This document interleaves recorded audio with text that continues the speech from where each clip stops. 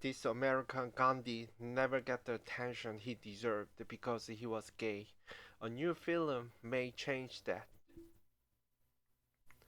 Bayard Rustin, organizer of the 1963 March on Washington, poses for a photo on August 1st of that year in New York. CNN, he stood 6 foot 1, weighed 190 pounds and moved with the grace of the athletics, a sharp dresser who favored the linen shirt and stylish ties. Bayard Rustin sported Clark Gable mustache and adopted a British accent that gave him an even more courtly bearing. There was no civil rights leader who quite looked or spoke like Rustin. He was the Rev. Martin Luther King's non-violent spiritual mentor, a chief organizer of the epic 1963 March on Washington, and the openly gay black man who never apologized for who he was, what he believed, or who he desired during an era when homosexuality was seen as the perversion deserving imprisonment.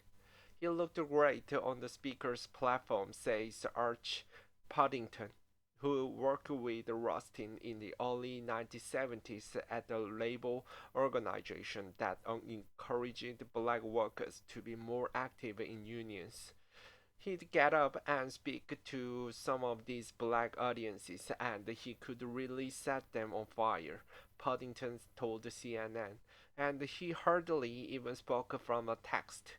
I would write text for him, and he would just completely ignore it. The man who organized what was that the largest peacetime protest in American history eventually became known as the movement, unsung hero, largely fading into obscurity, obscurity, obscurity by his death in 1987. But now Rustin is returning to the spotlight. Rustin, a biopic that depicts how Rustin navigated the gantry gauntlet of personnel and political hurdles to pull off the March on Washington debuted on Netflix today. The film made by Barack and Michelle Obama's production company, comes amid a mini Rustin renaissance. Recent months have also brought a new musical, Bayard Rustin Inside Ashland, and a new book, Bayard Rustin A Legacy of Protest and Politics, edited by Michael G. Long. The new film is a good introduction to Rustin and how social change takes place. Directed by George C. Wolfe, it crackles with energy. The actor Corman Domingo captures much of Rustin's charisma and screwed intelligence. The movie also reveals how some of the biggest battles civil rights leaders fought to put on the march were with one another over turf and ego. Much of the film's urgency is the result of its tight focus. It's structured around Rustin's frantic campaign to organize the march, showing how he and 200 volunteers summoned 250,000 demonstrators to Washington with only 2 months for planning. They did so during an era of clattering typewriters, landline telephones, and mimeography machines long before the internet or social media existed. Martin Luther King Jr. addressing the hundreds of thousands of people gathered at the Lincoln Memorial during the March on Washington on August 28, 2063. It was the greatest moment in my life, Rustin said in an oral history of a civil rights movement called The Voices of Freedom. It was one of the greatest moments in American history as well. The film, though, offers than something more than a history lesson. It offers at least three lessons on leadership and social change. Lesson 1: Character counts more than charisma. Character, it's been said, is who you are when no one is watching. Rustin's film and his life illustrated that lesson in several ways. The civil rights movement was full of charismatic speakers, so yet many of its greatest leaders defined themselves not by what they said on camera, but by the decisions they made in private. Malcolm X, for example, could fire off a crowd like a few others, but his decision to break with Elijah Muhammad, founder of the Nation of Islam, helped seal his greatness. He knew his decision would likely cost him his life, but he was willing to take that chance because of his integrity. King's decision to oppose the Vietnam War was also widely unpopular. He lost the support of the American president, black leaders turned against him, and the donations to the civil rights organization he co-founded dried up. But he did so because, like Malcolm, he shared a core commitment to his integrity. Many pivotal moments in Rustin and in the activist life come down to the same moral calculus.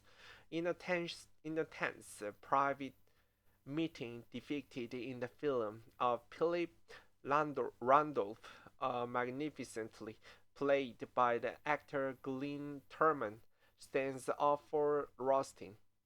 When other civil rights leaders tried to get him boost, booted from the march because of his sexual orientation, Rustin earned the respect of the people like Randolph and King, in part because of what he did when the cameras weren't turned towards him.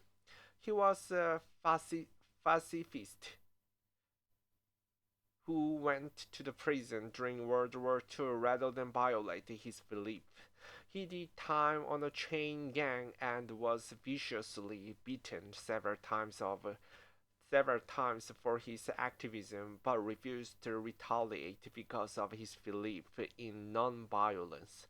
He also spent time in India studying Gandhi's philosophy of non-violence, which he later passed on to King, leading some to call him the American Gandhi.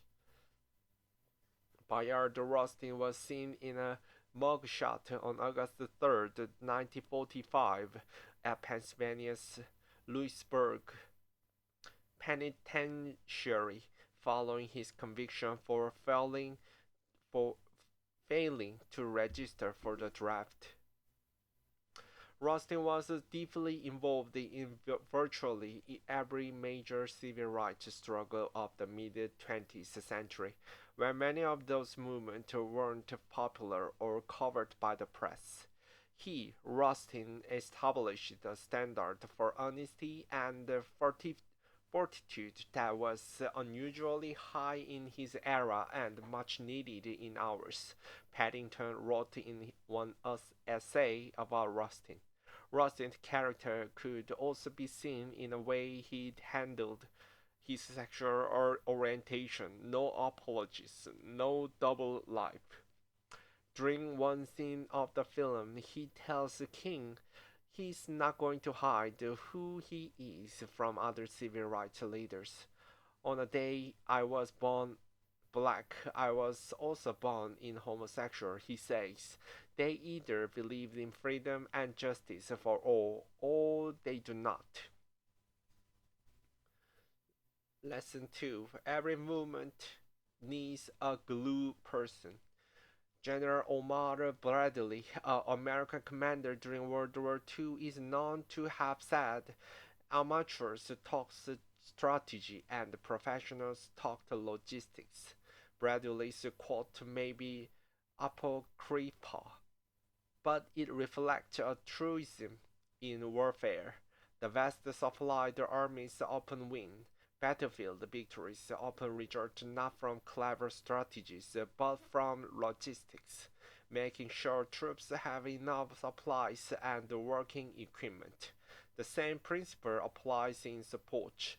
In the NBA, for example, there are certain unglamorous players on championship teams known as glue guys. They do the dirty work of setting screens, delivering hard fouls, rebounding, and playing defense. Rustin was the glue guy leader for the civil rights movement. Every movement needs one. Coleman Domingo entered as Bayard Rustin in Rustin, which premiered in November 17 on Netflix after a brief run in theaters. Rustin was a great organizer because he paid attention to details. He knew how many sandwiches and portable bedrooms the March on Washington participants needed. He knew how to raise money, how to charter buses to Washington, and how to negotiate with the sound engineers to make sure King's voice could be heard across the mall when he delivered his climatic "I Have a Dream" speech. Watching Rustin organize the march in the film felt more exciting than the film's depiction of the march itself. There's a scene in the movie where Ella Baker, one of the leaders of the civil rights movement who never got her due because of her gender, tells Rustin about the yin and yang every movement needs, and a person in front and the logistical master behind the scenes. He sees that in Rustin's partnership with King. "On your own, you and Martin are fine," she tells Rustin, "but together, you are fire." Lesson 3: Action without hope is impossible. The author, Rebecca Solnit, once wrote, "Hope calls for action. Action is impossible without hope." Solnit says some of the biggest enemies of social change are cynicism, and pessimism. Opponents of movement often try to convince demonstrators that they have no reason to expect they could win. But Rustin had the ability to inspire marginalized people to believe that they could win. One of the best passages in the film shows him molding a group of young black, brown, and white civil rights activists into the crack team that would organize the March on Washington. Common Domingo as Bayard Rustin exholed to young civil rights volunteers in the scene from Rustin. Rustin's experience reflected the spirit of his time. He lived in another America full of the can-do spirit. The country had depicted fascism during World War II, revealed Europe pledged to send a man to the moon and wipe out poverty with President Johnson's Great Society program. That optimism seeps through the movie. Some of that patriotism may seem naive now, but it furnished the civil rights movement with tremendous vitality. They are scenes in the films of Rustin mobilizing his young volunteers that conjure memories of former President Obama's first campaign, when young people across America bonded together for hope and change. At one point in the film, a young organizer proposed a wild idea, and while others shot the person down, Rustin praises the volunteer. Don't stifle an impulse before it's born, he shouted with a huge smile. Optimism was the core organizing principle for Rustin, says Purdington, who is also senior scholar emeritus at the Freedom House, a group that defends human rights and promotes democratic change throughout the world. Bayard was among those rare individuals who believed that if your cause was just and you had access to the basic tools of democracy, your time would come, Paddington wrote in an essay about Rustin. For gay people today who live in the democratic settings, Bayard's optimism has been validated with each new victory for equality. Rustin refused to be defined by his race or sexual orientation. There is one risk that comes with the renewed appreciation of Rustin. It's easy to shortchange his complexity. He is invariably defined primarily through his sexual orientation, something his enemies often did. But Rustin said his fate as the Quaker was central to his identity. My activism does not spring from my being black, he once said. It's rooted fundamentally in my Quaker upbringing. This April 1969 file photo shows Rustin in his Park Avenue office in New York City, a Quaker and pacifist. Rustin served as chief strategist for Martin Luther King's march, but was kept mostly in the background because some organizers considered him a reliability. Rustin said those Quaker values are built on the concept of a single human family, and the racial injustice was the challenge to that belief. It demanded my involvement in the struggle to achieve racial democracy, he said, but it is very likely that I would have been involved had I been a white person with the same philosophy. Rustin has been called many labels: a great civil rights activist, a gay pioneer, an American Gandhi, and Mr. March on Washington. Maybe it's time we call simply describe him the way the author Kathy Young once did in an essay, as a great American and a true hero. John Blake is the author of The More Than I Imagined What a Black Man discovered about the white mother he never knew.